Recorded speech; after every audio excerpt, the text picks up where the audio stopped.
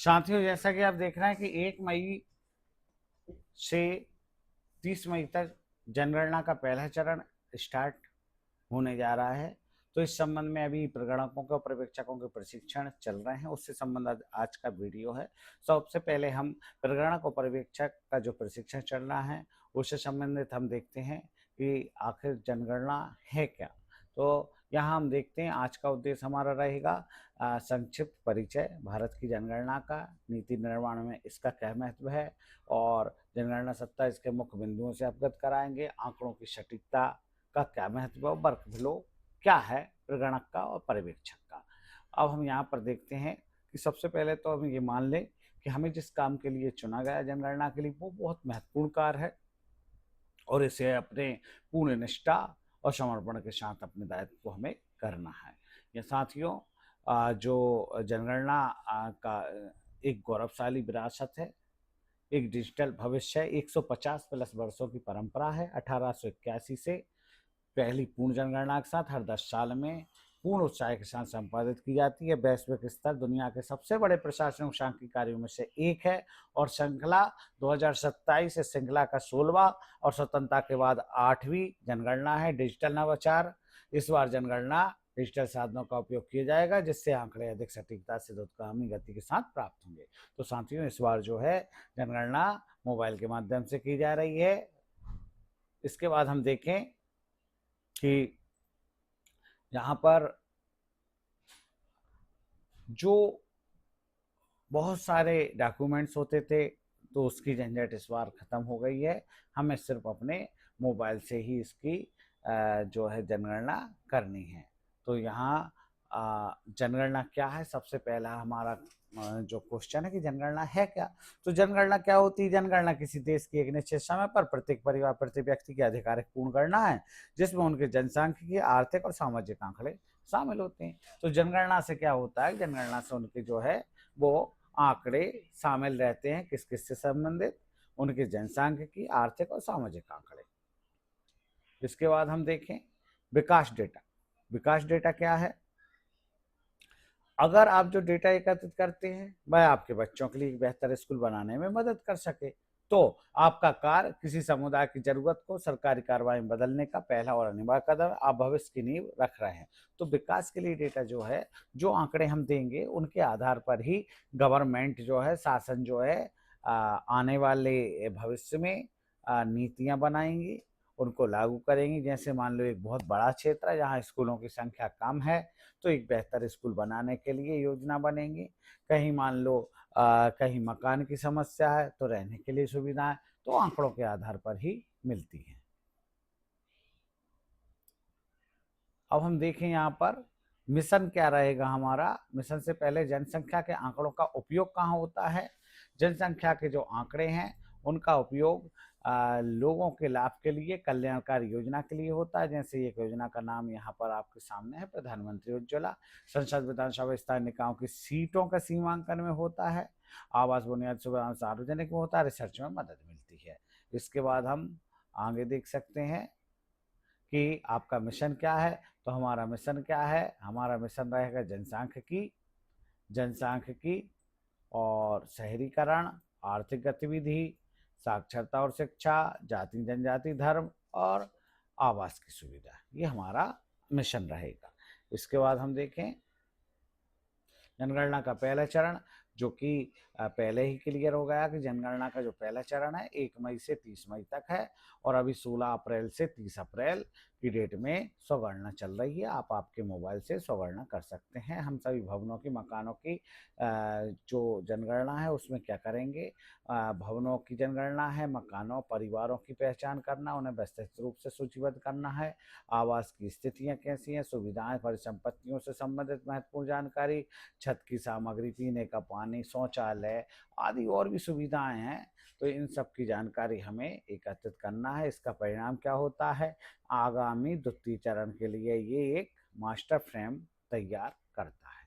इसके बाद द्वितीय चरण क्या होगा? तो द्वितीय चरण क्या है हमारा? जनसंख्या की गणना, पी। समय सीमा क्या रहेगी? फरवरी 27। और जो बर्फ से ढके क्षेत्र उनके लिए सितंबर 2026। तो इसमें क्या होगा, इसमें देश के प्रत्येक व्यक्ति की गणना करते हुए हर व्यक्ति की जानकारी एकत्रित होगी। आयु, लिंग, साक्षरता, आर्थिक क्रियाकलाप, मतलब क्या करते हैं वो, ये सब जानकारी होगी। संदर्भ तिथि है 1 मार्च 2027। हम देखते हैं डेटा संग्रहण और जांच की प्रक्रिया। तो यहाँ हम देख सकते हैं कि डेटा जो है, तो पहला काम तो क्या है कि डेटा हमें प्रगणक को घर घर जाकर करना है। और दूसरा काम क्या है, अगर मान लो किसी ने स्वगणना कर ली है तो उसका सत्यापन करना है। और इसमें मल्टी लेयर चेक्स है, बहुस्तरीय जांच है। जो प्रगणक डाटा देगा उसको पर्यवेक्षक सत्यापित करेंगे, किसी भी प्रकार की विसंगति ना हो इसके लिए। और इसका पुनः सत्यापन चार्ज अधिकारी फील्ड में पुनः सत्यापित कर सकेंगे। इसके बाद हम देखते हैं जनगणना जो 2027 है, स्वगणना का विकल्प क्या है। पहली बार लोग स्वगणना पोर्टल के माध्यम से अपने परिवार की जानकारी स्वयं दर्ज कर सकते हैं। इसमें क्या है, हम स्वयं अपनी जानकारी अपने मोबाइल के माध्यम से, लैपटॉप के माध्यम से हम फिल कर सकते हैं और उसको जो प्रगणक आएंगे वो सत्यापित कर देंगे। एक सफल मिशन है। यहाँ पर स्मार्टफोन और ऐप्स और सिक्योरिटी, ये सभी चीज़ें हैं। एक जानकारी और यहाँ क्लियर कर लेते हैं। जो स्मार्टफोन है आपका, तो वो यहाँ पर 12 वर्जन, एंड्रॉयड जो 12 वर्जन है वो होना चाहिए। और अगर आपका एप्पल iOS का है तो 15 ही इसमें को सपोर्ट करेगा। और आपकी जो मिनिमम GB है रैम, वो 4 GB हो। और केवल आधिकारिक ऐप स्टोर ही किया जाएगा, ये गूगल प्ले से या ऐप स्टोर से आईफोन में किया जाएगा। और पहले अपने लॉगिन के तुरंत बाद अपना डिफ़ॉल्ट पासवर्ड जरूर बना लें। जो भी अपन लॉगिन करें तो तुरंत डिफ़ॉल्ट पासवर्ड जरूर इसमें बना के रखें, ये सिक्योरिटी पर्पज से दिया गया है। तो यहाँ प्रगणक पर्यवेक्षक की कार्रवाई वर्कफ्लो क्या है, प्रशिक्षण और तत्परता रहेगी। इसके बाद HLV की पहचान, लेआउट करना, डेटा संग्रहण। इसके संबंध में आगे जो वीडियो है, HLV से संबंधित डेटा संग्रहण कैसे करना है, डेटा को सिंक कैसे करना, समापन, प्रमापन।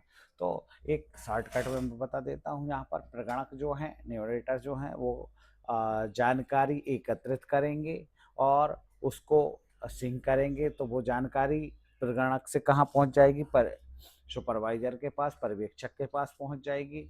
तो वो उसको वेरीफाई करेंगे। तो ये पूरा इनका कार्य रहेगा। अभी आगे पूरे वीडियो में लेंगे इसके। प्रगणकों के मुख्य कर्तव्य क्या हैं, यहाँ HLO मोबाइल ऐप के साथ व्यवहारिक अनुभव भी होना चाहिए।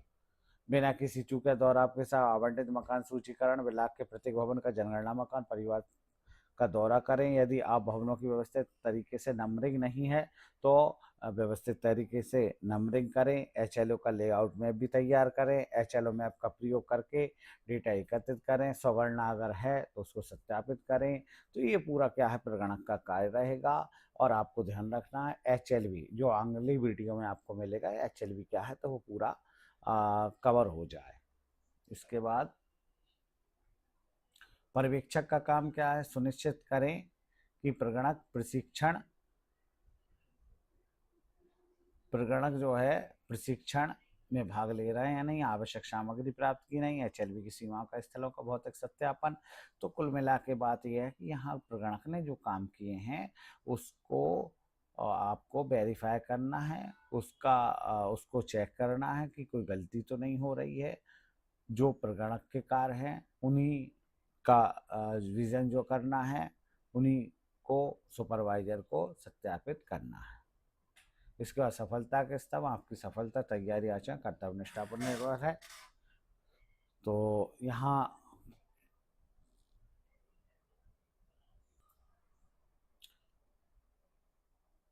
आप देख सकते हैं एक पूरा चार्ज बनाया गया है। प्रगणक के ऊपर कौन रहेगा, पर्यवेक्षक, इसके बाद चार्ज अधिकारी, फिर जिला निगम स्तर, और फिर जनगणना कार्य निदेशालय, और फिर भारत के महारजिस्ट्रार एवं जनगणना आयुक्त। ये पूरी कार्यविधि है। और यहाँ आप देख सकते हैं कि जो जानकारियाँ हैं, फील्ड प्रशिक्षक, प्रगणकों पर्यवेक्षकों को प्रशिक्षण और शंका का निर्माण करना है। मास्टर प्रशिक्षक फील्ड प्रशिक्षकों को प्रशिक्षण और शंका के निवारण के लिए है। जो मास्टर प्रशिक्षक हैं उसके बाद मास्टर प्रशिक्षकों के एमटीज जो हैं कि प्रशिक्षण की और शंका के लिए, और ये सभी क्या है एक कार्य प्रणाली बनाई गई है। और आज के वीडियो में प्रगणक और इससे संबंधित जानकारी आपको प्राप्त हो गई है। अगले वीडियो में आपको जो क्वेश्चन है, जो ऐप है वो कैसे चलाएं, वो क्लियर हो जाएगा। धन्यवाद।